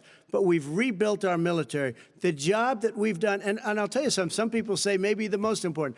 By the end of the first term, I'll have approximately 300 federal judges and Court of Appeals judges, 300, and hopefully 3 great Supreme Court justices. That is a record, the likes of which very few people, and you know one of the reasons I'll have so many judges? because President Obama and him left me 128 judges to fill. When you leave office, you don't leave any judges. That's like you just don't do that. They left 128 openings, and if I were a member of his party, because they have a little different philosophy, I'd say if you left us 128 openings, you can't be a good president, you can't be a good vice president. But I want to thank you because it gives us almost, it'll probably be above that number by the end of this term. 300 judges. It's a record. Looking at both your records, why should voters elect you president as opposed to President Trump? You have 2 minutes uninterrupted. Under this president, we become weaker, sicker, poorer, more divided, and more violent. When I was vice president, we inherited a recession. I was asked to fix it. I did. We left him a booming economy, and he caused the recession. With regard to being weaker, the fact is that I've gone head-to-head with Putin and made it clear to him we're not going to take any of his stuff. He's Putin's puppy. He still refuses to even say anything to Putin about the bounty on the heads of American soldiers. Your son got $3.5 million. And by the way, my son... Wait a minute. Mr. President, your campaign agreed to both sides would get 2-minute answers uninterrupted. Well, your side agreed to it, and why don't you observe what your campaign agreed to as a ground rule, okay, sir? He never keeps his word. Can you add No, back I'm not asking. That was a rhetorical question. Can you Go add ahead, back sir. 30 seconds? Yeah, yes, okay. you may have. All right. Go ahead. So, thirdly, we're poor. The billionaires have gotten much more wealthy by a tune of over $300 to $400 billion more just since COVID. You in the home, you got less. You're in more trouble than you were before. In terms of being more violent, when we were in office, there were 15% less violence in America than there is today. He's president of the United States. It's on his watch. And with regard to more divided, the nation can't stay divided. We can't be this way. And speaking of my son, the way you talk about the military, the way you talk about them being losers and being and just being suckers.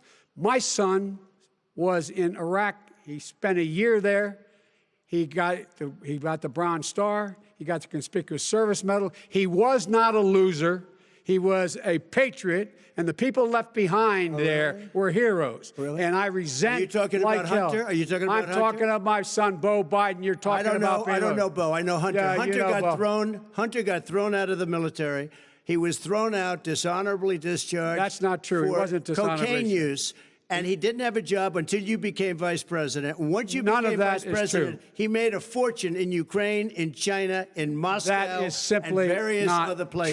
true. He My made a son, fortune. My son, and he didn't have a job. My son, like a lot of people we know at home, had a drug problem. He's overtaken it. He's fixed it. He's worked on it, and I'm proud of him. But why was he given tens of millions of dollars? But he wasn't given tens of millions of dollars. That is totally, President Trump, you've already been totally discredited. We've already been through this. I think the American people would rather hear about more substantial subjects. Well, you know, as the moderator, sir, I'm going to make a judgment call here. Gets $3.5 million from the mayor of Moscow. Let's talk about not true. Gentlemen, that report is totally discredited.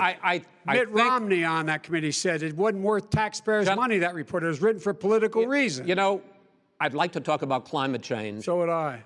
Okay. The forest fires in the West are raging now. They have burned millions of acres. They have displaced hundreds of thousands of people. When state officials there blame the fires on climate change, Mr. President, you said, I don't think the science knows. Over your 4 years, you have pulled the U.S. out of the Paris Climate Accord. You have rolled back a number of Obama environmental records. What do you believe about the science of climate change? And what will you do in the next 4 years to confront it?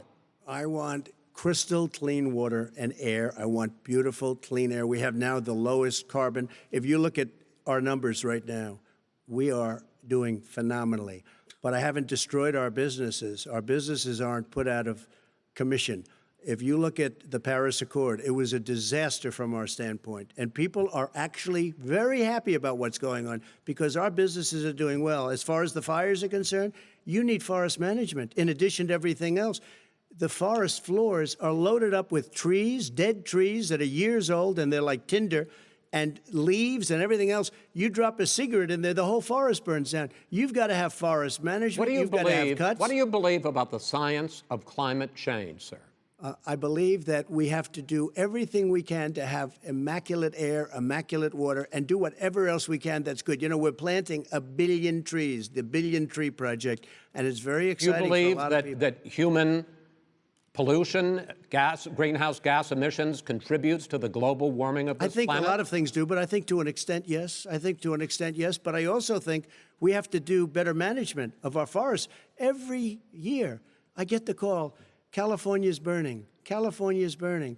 If that was cleaned, if you had forest management, good forest management, you wouldn't be getting those calls. You know, in Europe, they live their forest cities. They're called forest cities. They maintain their forests. They manage their forests. I was with the head of a major country. It's a forest city. He said, sir, we have trees that are far more, they ignite much easier than California. There shouldn't be that problem. I spoke with the governor about it. I'm getting along very well with the governor. But I said, you know, at some point, you can't every year have hundreds of thousands of acres of land just burned to the ground. But, sir, that's burning down because of a lack of management. But, sir, if you believe in the science of climate change, why have you rolled back the Obama Clean Power Plan, which limited carbon emissions in power plants? Why have you relaxed? Because it was driving energy prices through the sky. Why have you relaxed fuel economy standards that are going to create more pollution from cars and trucks? Well, not really, because what's happening is the car is much less expensive and it's a much safer car, and you're talking about a tiny difference. And then what would happen, because of the cost of the car, you would have at least double and triple the number of cars purchased. We have the old slugs out there that are 10, 12 years old. If you did that, the car would be safer. It would be much cheaper by $3,500. In the case of California, they've simply ignored No, but you would take a lot of cars rollback off the market because people would be able to afford a car. Now, and by the way, we're going to see how that turns out. But a lot of people agree with me, many people. The car has gotten so expensive because they have computers all over the place for an extra little bit of gasoline. And I'm okay with electric cars, too. I think I'm all for electric cars. I've given big incentives for electric cars. But what they've done in California is just crazy. Right. Vice President Biden, I'd like you to respond to the president's climate change record, but I also want to ask you about a concern. You proposed $2 trillion in green jobs. You talk about new limits, not abolishing, but new limits on fracking, ending the use of fossil fuels to generate electricity by 2035, and zero net emission of greenhouse gases by 2050.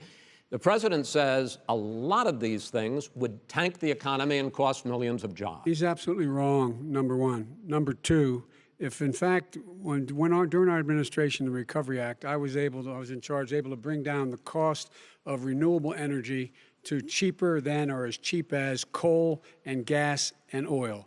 Nobody's going to build another coal-fired plant in America. No one's going to build another oil-fired plant in America. They're going to move to renewable energy, number one. Number two, we're going to make sure that we are able to take the federal fleet and turn it into a fleet that's run on their electric vehicles. Making sure that we can do that, we're going to put 500,000 charging stations and all of the highways that we're going to be building in the future. We're going to build an economy that, in fact, is going to provide for the ability of us to take 4 million buildings and make sure that they, in fact, are weatherized in a way that, in fact, they'll emit significantly less gas and oil because the heat will not be going out. There's so many things that we can do now to create thousands and thousands of jobs. We can get to net zero in terms of energy production by 2035. Not only not costing people jobs, creating millions of good paying jobs, not $15 an hour, but prevailing wage, by having a new infrastructure that, in fact, is green. And the first thing I will do, I will rejoin the Paris Accord. I will join the Paris Accord because with us out of it, look what's happening. It's all falling apart. And talk about someone who has no relationship with foreign policy. Brazil, the rainforests of Brazil are being torn down, are being ripped down. More carbon is absorbed in that rainforest than every bit of carbon that's emitted in the United States. Instead of doing something about that, I would be gathering up and making sure we had the countries of the world coming up with $20 billion and say, here's $20 billion. Stop tearing down the forest. And if you don't, then you're going to have significant economic consequences. What about the argument that President Trump basically says that you have to balance environmental interests and economic interests, and he's drawn his line? Well, he hadn't drawn a line. He still, for example, makes sure that he wants to make sure that methane's not a problem. You can now emit more methane without it being a problem. Methane. This is a guy who says that you don't have to have mileage standards for automobiles that exist now. This is the guy who says that, well, the fact that it's all true. And here's the deal. He's talking about the Green New Deal, and it's not $2 billion or $20 billion, as you said.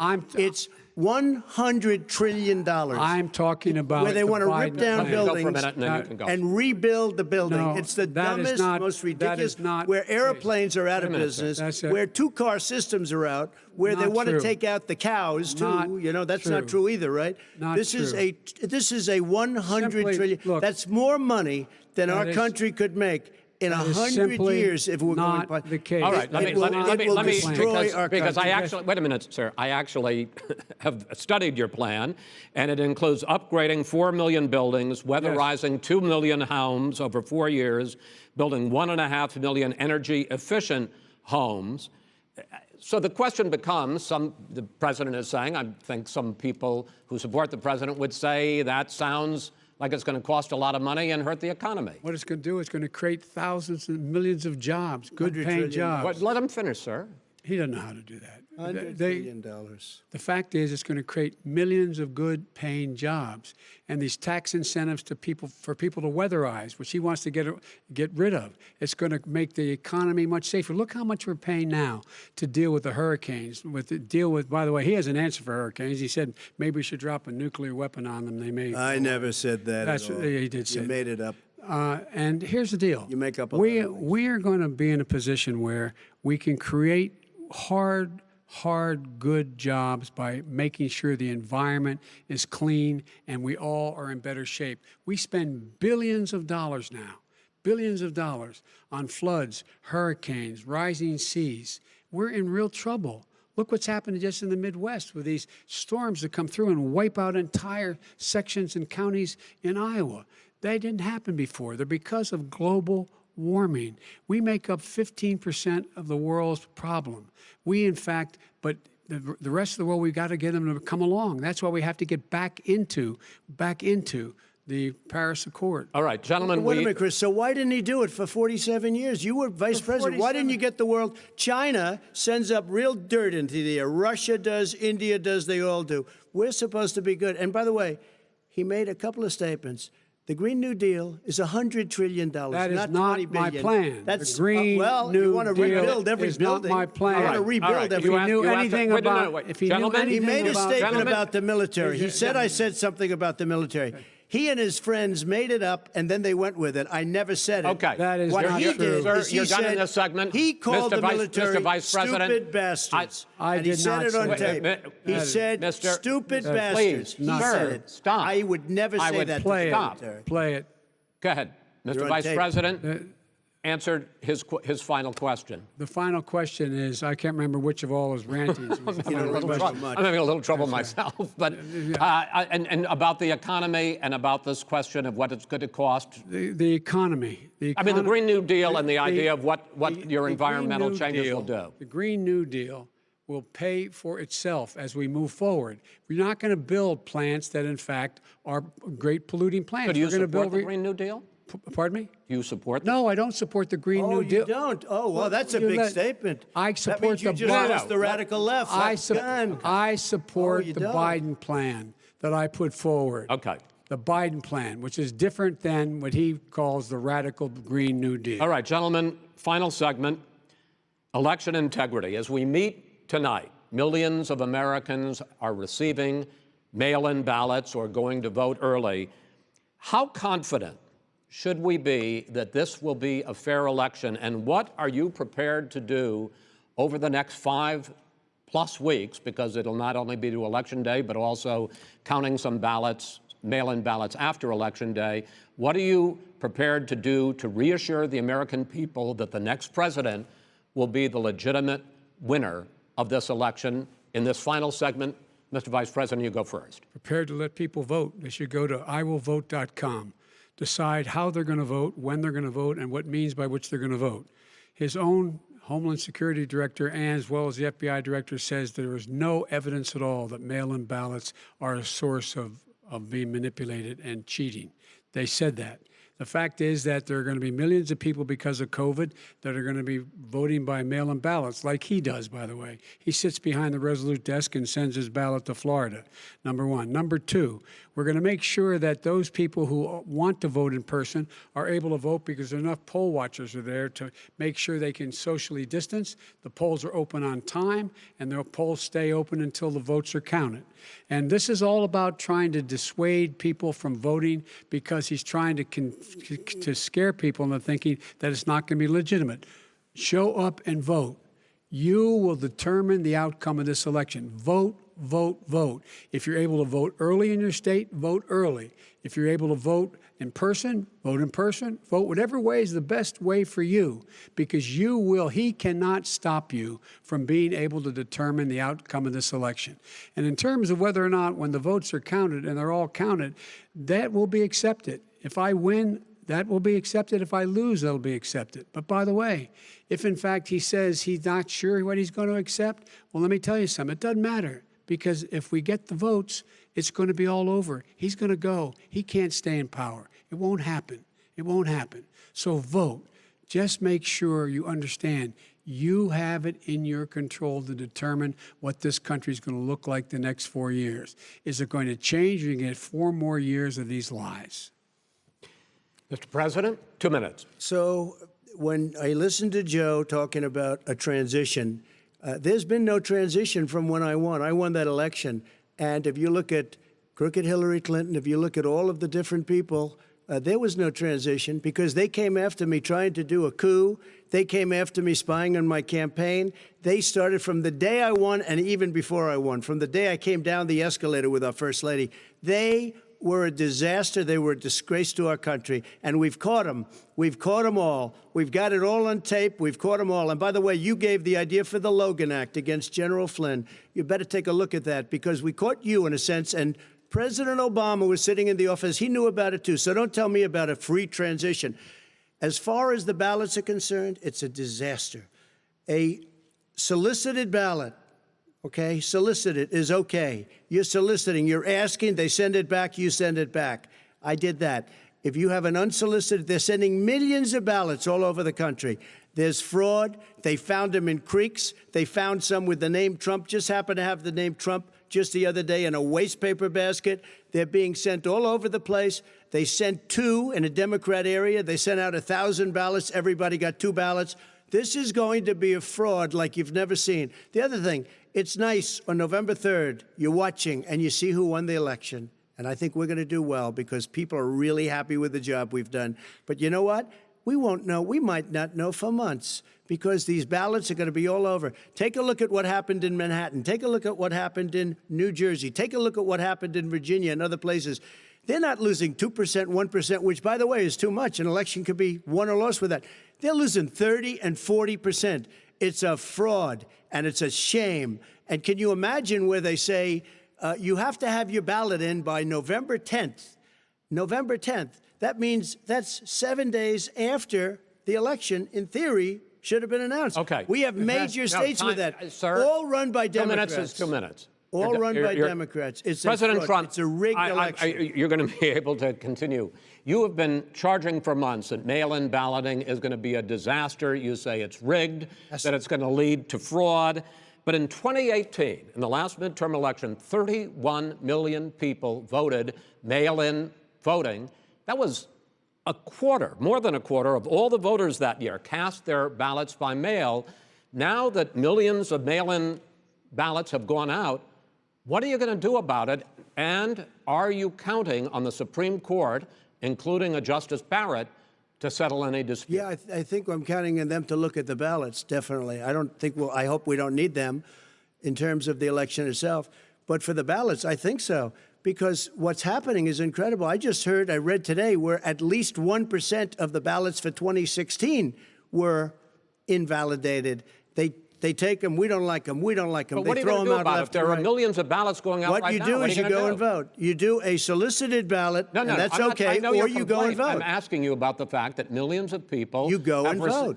You go and vote. But like what I'm they, saying is, like what are you they going to used do about to the fact in the that old. millions of people? You either do, Chris, a solicited ballot where you're sending it in, they're sending it back, and you're sending. They have mailmen with lots of it. Did you see what's going on? Take a look at West Virginia, mailmen selling the ballots. They're being sold. They're being dumped in rivers. This is a horrible thing for our country. There is no. This is not. There is no. This is not going to end well. There is Okay. no This evidence is of that. not going Vice to President end well. Biden- 5 states In fact, have had go ahead, mail-in sir. ballots for the last decade or more. 5, including 2 Republican states. And you don't have to solicit the ballot. It's sent to you. It's sent to your home. What they're saying is that it has to be a postmark by the time, by Election Day. If it doesn't get in till the 7th, 8th, 9th, it still should be counted. He's just afraid of counting the votes because he knows You're of the wrong. outcome. You're wrong. I want to continue with you on I this, love Vice counting the President votes. Biden. Chris, he's so wrong when he makes a statement like that. Excuse me, Vice President Biden. The biggest problem, in fact, over the years with mail-in voting has not been fraud historically. It has been that sizable numbers, sometimes hundreds of thousands of ballots are thrown out because they have not been properly filled out, or there is some other irregularity, or they missed the deadline. So the question I have is, are you concerned that the Supreme Court with a Justice Barrett will settle any dispute? I'm concerned that any court would settle this because here's the deal. When you get a ballot and you fill it out, you're supposed to have an affidavit. If you didn't know, you have someone say that this is me. You should be able to, if in fact you can verify that's you before the ballot is thrown out, that's sufficient to be able to count the ballot because someone made a mistake and not dotting the correct I. Who they voted for, testify, say who they voted for, say it's you, that is totally legitimate. All right. Excuse me, Chris, when you have 80 million ballots, gentlemen, I have a final Senate question. and swamping the system, you know it can't be done. You know it can't, and already there's been so now fraud. Mail service delivers wait a minute, gentlemen. In the 185 final million question pieces of mail a is, day. in 8 ballots. states, we can keep talking. In 8 states, disgrace. election workers are prohibited, currently by law, 8 states, from even beginning to process ballots, even take them out of the envelopes and flatten them until Election Day. That means that it's likely, because there's going to be a huge increase in mail-in balloting, that we are not going to know on election night who the winner is, that it could be days, it could be weeks. Could be months. Until we find out who the new president is. So first for you, sir, finally for the Vice President, I hope neither of you will interrupt the other. Will you urge your supporters to stay calm during this extended period, not to engage in any civil unrest? And will you pledge tonight that you will not declare victory until the election has been independently certified? President Trump, you go first. I'm urging my supporters to go into the polls and watch very carefully, because that's what has to happen. I am urging them to do it. As you know, today there was a big problem. In Philadelphia, they went in to watch. They're called poll watchers, a very safe, very nice thing. They were thrown out. They weren't allowed to watch. You know why? Because bad things happen in Philadelphia, bad things. And I am urging my people. I hope it's going to be a fair election. If it's a fair election, urging them what? I am 100% on board. But if I see tens of thousands of ballots being manipulated, I can't go along with that. And I'll tell you what, does that mean, from a common sense, does that mean you're going to tell your people to take to the street? It means you have a fraudulent election. You're sending out 80 million ballots. They're not equipped to. These people aren't equipped to handle it. Number one. Number two, they cheat. They cheat. Hey, they found ballots in a waste paper basket 3 days ago, and they all had the name military ballots. They were military. They all had the name Trump on them. Vice President Biden. You think Biden, that's good? Vice President Biden, final question for you. Will you urge your supporters to stay calm while the vote is counted, and will you pledge not to declare victory until the election is independently certified? Yes, and here's the deal. We count the ballots, as you pointed out. some of these ballots in some states can't even be opened until Election Day. And if there's thousands of ballots, it's going to take time to do it. And by the way, our military, they've been voting by ballots since the end of the Civil War, in effect. And that's what's going to happen. Why was it not? Why is it for them somehow not fraudulent? It's the same process. It's honest. No one has established at all that there is fraud related to mail-in ballots, that somehow it's a fraudulent process. It's already been established. Take a look at Carolyn Maloney's race in asked Manhattan. you had an opportunity to respond. Look at Carolyn Maloney. Go ahead. They have no idea what happened. Vice President Biden, go ahead. He has no idea what he's talking about. Here's the deal. The fact is, I will accept it, and he will too. You know why? Because once the winner is declared, after all the ballots are counted, all the votes are counted, that'll be the end of it. That'll be the end of it. And if it's me, in fact, fine. If it's not me, I'll support the outcome. And I'll be a president not just for the Democrats. I'll be a president for Democrats and Republicans. And this guy, I want to see an honest ballot count. Gentlemen, you say that's the end of it? This is the end of this debate? Honest ballot count. We're going to leave it there. Too. To be continued as in more debates as we go on.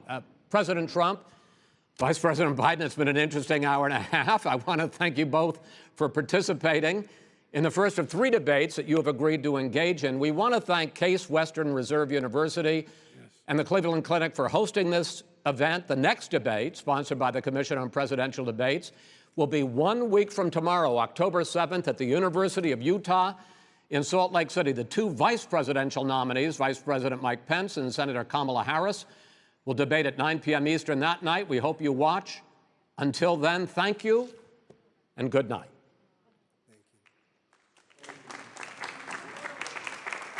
Thank you.